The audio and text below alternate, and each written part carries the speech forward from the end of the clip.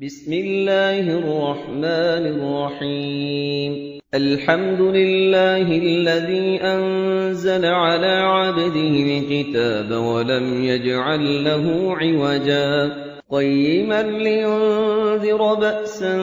شديدا من لدنه ويبشر المؤمنين الذين يعملون الصالحات أن لهم أجرا حسنا ماكثين فيه أبدا وينذر الذين قالوا اتخذ الله ولدا ما لهم به من علم ولا لآبائهم كبرت كلمة تخرج من أفواههم إن يقولون إلا كذبا فلعلك باخع نفسك على آثارهم إن لم يؤمنوا بهذا الحديث أسفا إنا جعلنا ما على الأرض زينة لها لنبلوهم أيهم أحسن عملا وإنا لجاعلون ما عليها صعيدا جرزا أم حسبت أن أصحاب الكهف والرقيم كانوا من آياتنا عجبا إذ أوى الفتية إلى الكهف فقالوا ربنا آتنا من لدنك رحمة وهيئ لنا من أمرنا رشدا فضربنا على آذانهم في الكهف سنين عددا ثم بعثناهم لنعلم أي الحزبين أحصى لما لبثوا أمدا نحن نقص عليك نبأهم بالحق إنهم فتية آمنوا بربهم وزدناهم هدى وربطنا على قلوبهم إذ قاموا فقالوا ربنا رب السماوات والأرض لن ندعو من دونه إلها لقد قلنا إذا شططا هؤلاء قومنا اتخذوا من دونه آلهة لولا يأتون عليهم بسلطان بين فمن أظلم ممن افترى على الله كذبا وإذ اعتزلتموهم وما يعبدون إلا الله فأووا إلى الكهف ينشر لكم ربكم من رحمته ويهيئ لكم من أمركم مرفقا وترى الشمس إذا طلعت تزاور عن كهفهم ذات اليمين وإذا غربت تقرضهم ذات الشمال وهم في فجوة منه ذلك من آيات الله من يهد الله فهو المهتد ومن يضلل فلن تجد له وليا مرشدا وتحسبهم أيقاظا وهم رقود ونقلبهم ذات اليمين وذات الشمال وكلبهم باسق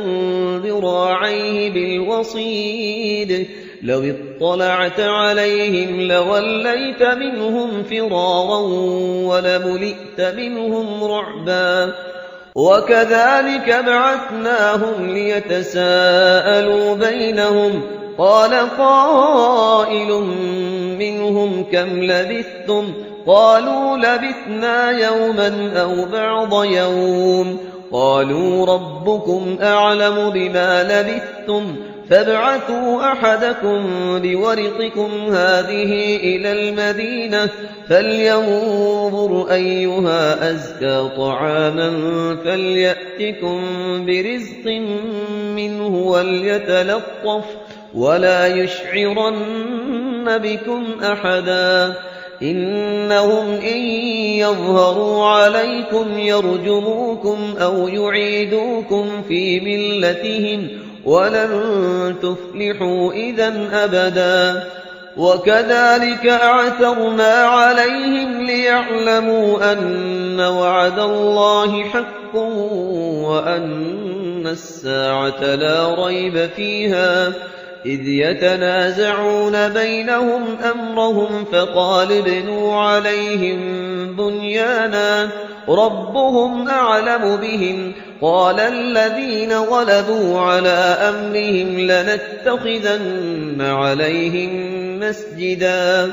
سيقولون ثلاثة رابعهم كلبهم ويقولون خمسة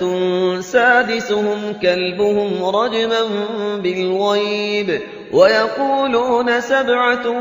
وثامنهم كلبهم قل ربي أعلم بعدتهم ما يعلمهم إلا قليل فلا تمار فيهم إلا مراء ظاهرا ولا تستفت فيهم منهم أحدا ولا تقولن لشيء إني فاعل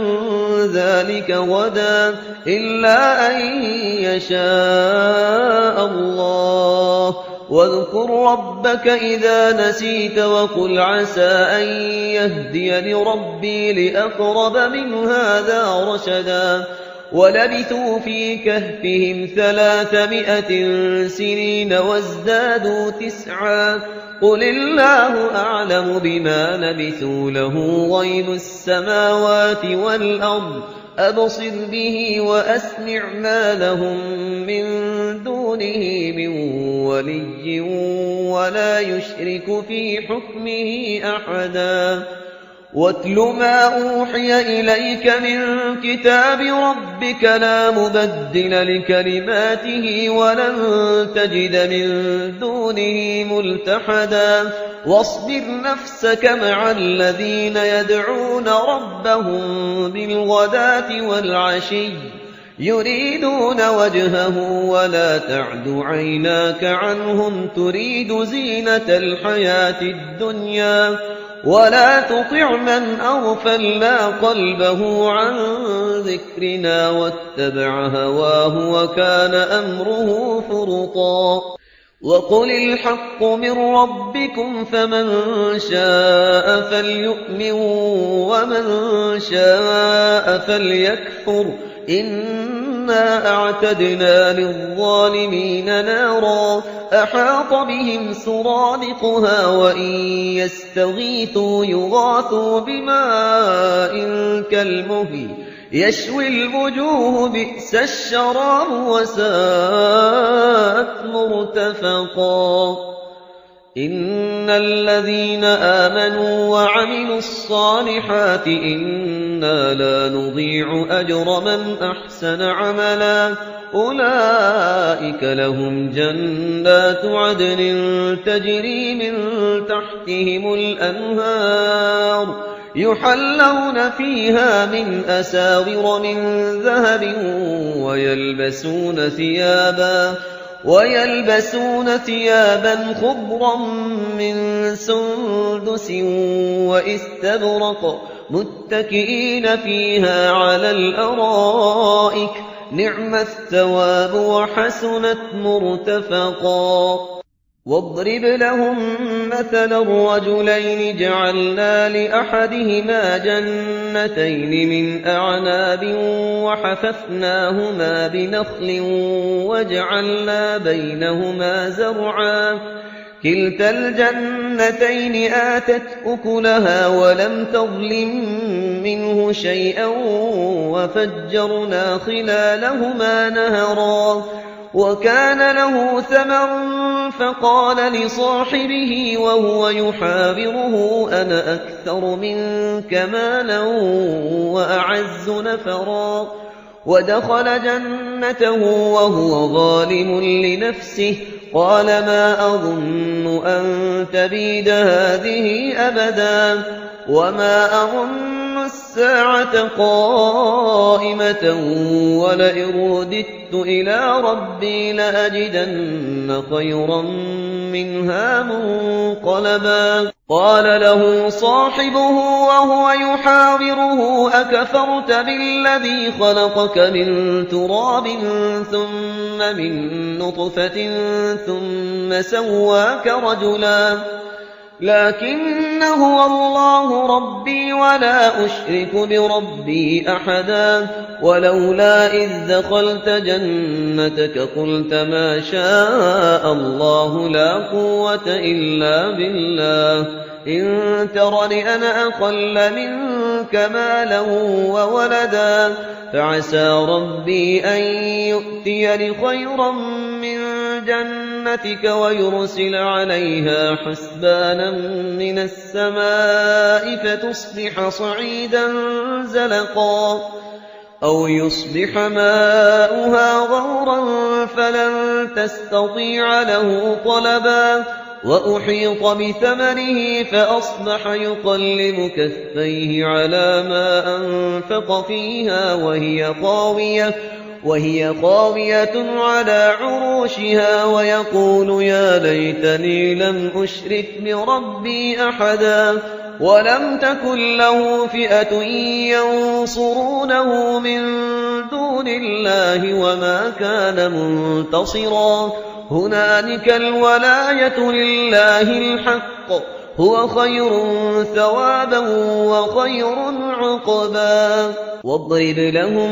مثل الحياة الدنيا كماء أنزلناه من السماء فاختلط به نبات الأرض فأصبح هشيما تذروه الرياح وكان الله على كل شيء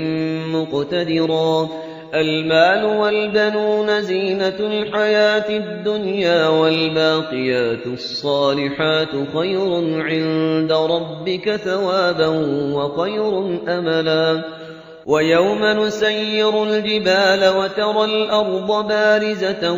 وحشرناهم فلم نغادر منهم أحدا وعرضوا على ربك صفا لقد جئتمونا كما خلقناكم أول مرة بل زعمتم أن لن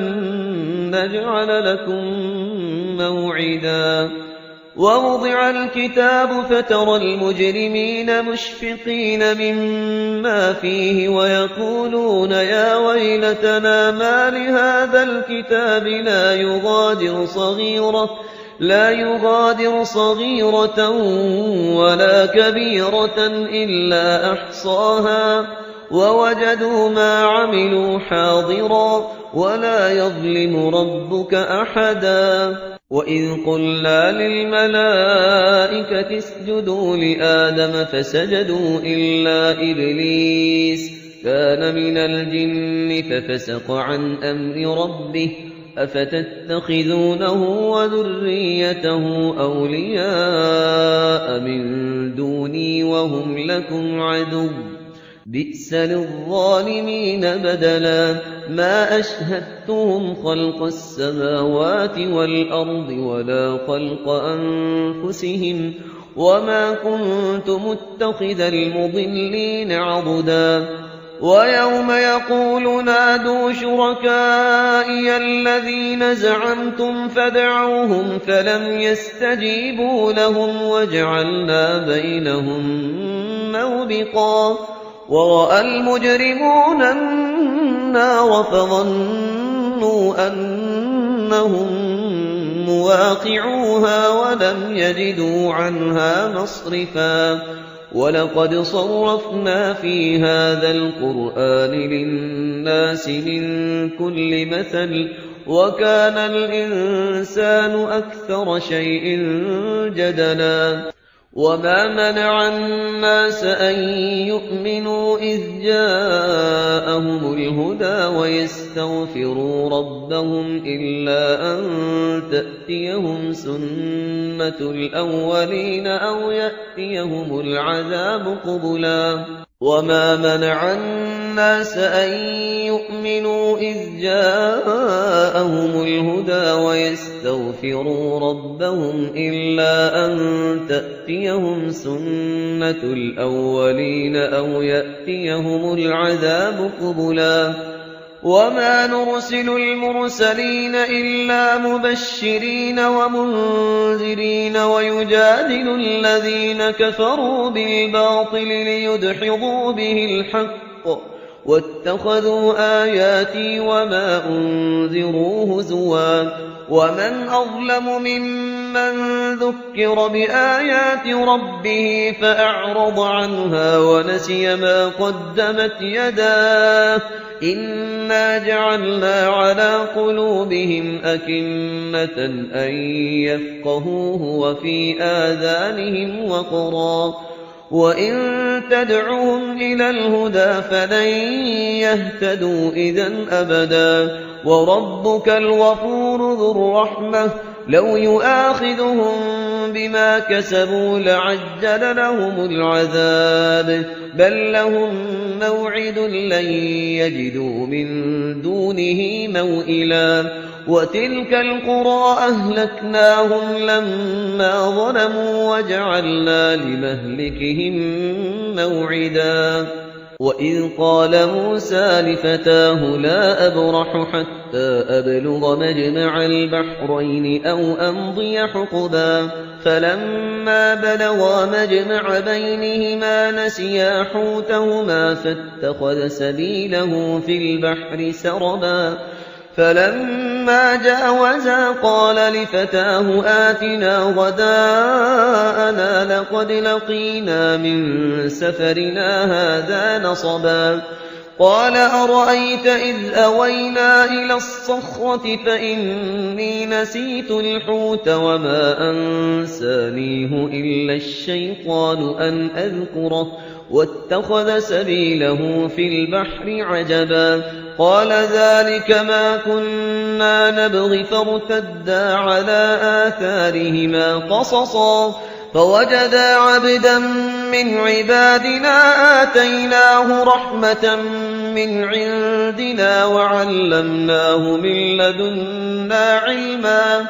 قال له موسى هل أتبعك على أن تعلمني مما علمت رشدا قال إنك لن تستطيع معي صبرا وكيف تصبر على ما لم تحط به خبرا قال ستجدني إن شاء الله صابرا ولا أعصي لك أمرا قال فإن اتبعتني فلا تسألني عن شيء حتى أحدث لك منه ذكرا فانطلقا حتى إذا ركبا في السفينة خرقها قال أخرقتها لتغرق أهلها حتى إذا ركبا في السفينة خرقها قال أخرقتها لتغرق أهلها لقد جئت شيئا إمرا قال ألم أقل إنك لن تستطيع معي صبرا قال لا تؤاخذني بما نسيت ولا ترهقني من أمري عسرا فانطلقا حتى إذا لقيا غلاما فقتله قال أقتلت نفسا زكية بغير نفس لقد جئت شيئا نكرا قال ألم أقل لك إنك لن تستطيع معي صبرا قال إن سألتك عن شيء بعدها فلا تصاحبني قد بلغت من لدني عذرا فانطلقا حتى إذا أتيا أهل قرية استطعما أهلها فأبوا أن يضيفوهما فوجدا فيها جدارا يريد أن ينقض فأقامه قال لو شئت لاتخذت عليه أجرا قال هذا فراق بيني وبينك سأنبئك بتأويل ما لم تستطع عليه صبرا أما السفينة فكانت لمساكين يعملون في البحر فأردت أن أعيبها وكان وراءهم ملك يأخذ كل سفينة غصبا وأما الغلام فكان أبواه مؤمنين فخشينا أن يرهقهما طغيانا وكفرا فأردنا أن يبدلهما ربهما خيرا منه زكاة وأقرب رحما. وأما الجدار فكان لغلامين يتيمين في المدينة وكان تحته كنز لهما وكان أبوهما صالحا فأراد ربك أن يبلغا أشدهما ويستخرجا كنزهما رحمة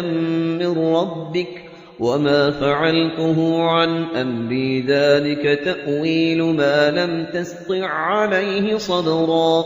ويسألونك عن ذي القرنين قل سأتلو عليكم منه ذكرا. إنا مكنا له في الأرض وآتيناه من كل شيء سببا فأتبع سببا حتى إذا بلغ مغرب الشمس وجدها تغرب في عين حمئة ووجد عندها قوما قلنا يا ذا القرنين إما أن تعذب وإما أن تتخذ فيهم حسنا. قال أما من ظلم فسوف نعذبه ثم يرد إلى ربه فيعذبه عذابا نكرا. وأما من آمن وعمل صالحا فله جزاء الحسنى وسنقول له من أمرنا يسرا. ثم أتبع سببا حتى إذا بلغ مطلع الشمس وجدها تطلع على قوم لم نجعل لهم من دونها سترا. كذلك وقد أحطنا بما لديه خبرا. ثم أتبع سببا حتى إذا بلغ بين السدين وجد من دونهما قوما لا يكادون يفقهون قولا. قالوا يا ذا القرنين إن يأجوج ومأجوج مفسدون في الأرض فهل نجعل لك خرجا على أن تجعل بيننا وبينهم سدا. قال ما مكني فيه ربي خير فأعينوني بقوة أجعل بينكم وبينهم ردما. آتوني زبر الحديد حتى إذا ساوى بين الصدفين قال انفخوا حتى إذا جعله نارا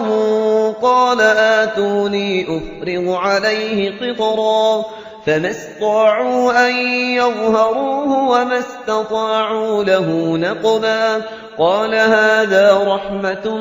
من ربي فإذا جاء وعد ربي جعله دكاء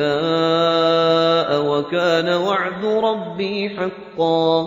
وتركنا بعضهم يومئذ يموج في بعض ونفخ في الصور فجمعناهم جمعا. وعرضنا جهنم يومئذ للكافرين عرضا. الذين كانت أعينهم في غطاء عن